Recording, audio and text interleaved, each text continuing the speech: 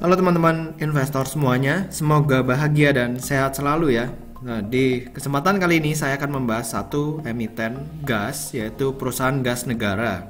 Kode sahamnya Pegas. Nah, kira-kira seperti apa saham ini? Karena harga sahamnya lagi terdiskon lagi nih, di bawah harga 1000. Saya akan membahas setelah yang satu ini.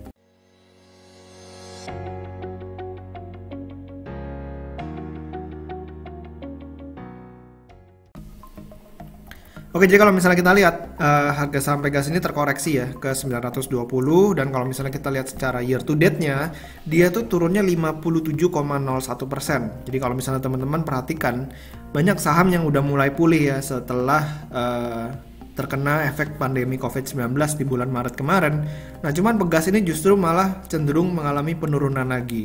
Dan kalau misalnya kita lihat secara setahun terakhir, harga saham Pegas turun 55%. Dan lebih parahnya lagi kalau misalnya kita tarik 5 tahun, penurunannya bahkan mencapai 65,93%. Padahal Pegas ini merupakan BUMN, Badan Usaha Milik Negara.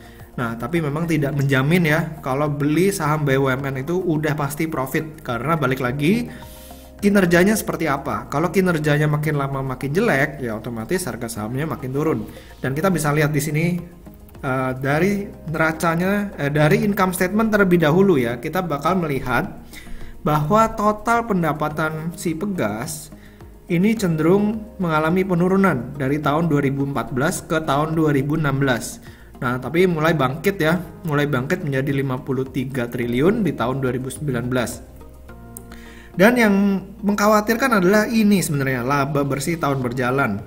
Tahun 2014 itu boleh dikatakan masa keemasannya si Pegas ya, karena pada saat itu laba bersihnya si emiten ini mencapai 9,3 triliun. Nah, tapi kalau misalnya teman-teman perhatikan di sini ya, laba bersihnya ini terus-menerus mengalami penurunan sampai 2 triliun di tahun 2017. Sempat balik lagi ke 5,2 triliun, tapi akhirnya labanya cuma sisa 1,5 triliun di tahun 2019. Lalu kita akan melihat kira-kira terakhir seperti apa kinerja dari si Pegas ini.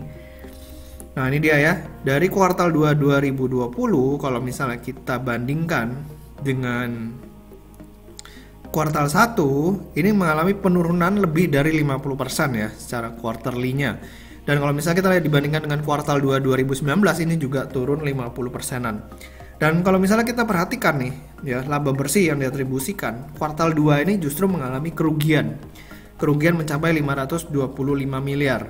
Dan berita terakhir mengenai gas, itu pemerintah pengen harga gas itu diturunin menjadi $6.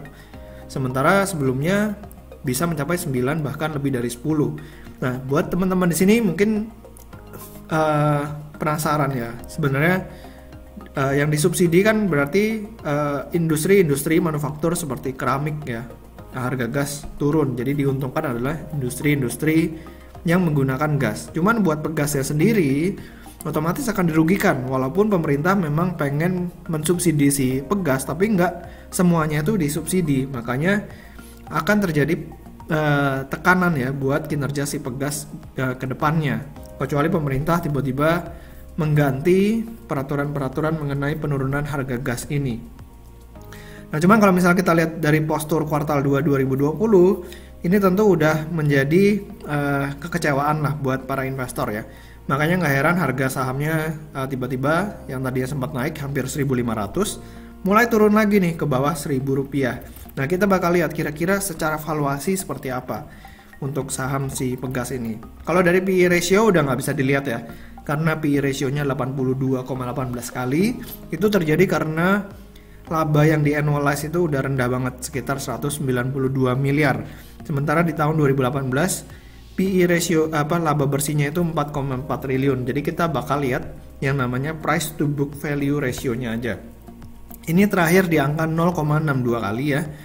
0,62 kali, dan kalau misalnya kita perhatikan di sini ya, kita tarik 5 tahun terakhir lah. Ini sebenarnya lagi di level yang cukup rendah.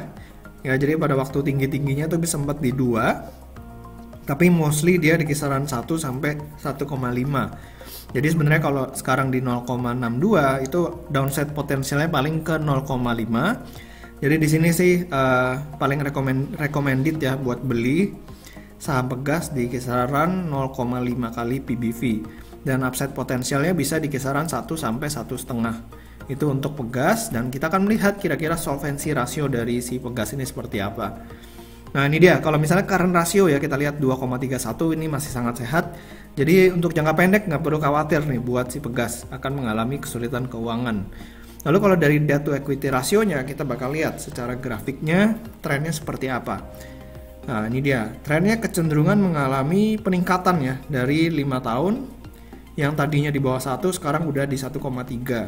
Harapan kita tentu aja DER-nya ini bakal turun ke depannya, cuman saya rasa bakal tetap stay segini-segini aja ya. Setelah pandemi selesai mungkin baru mulai ada perbaikan dari sisi debt to equity rasionya.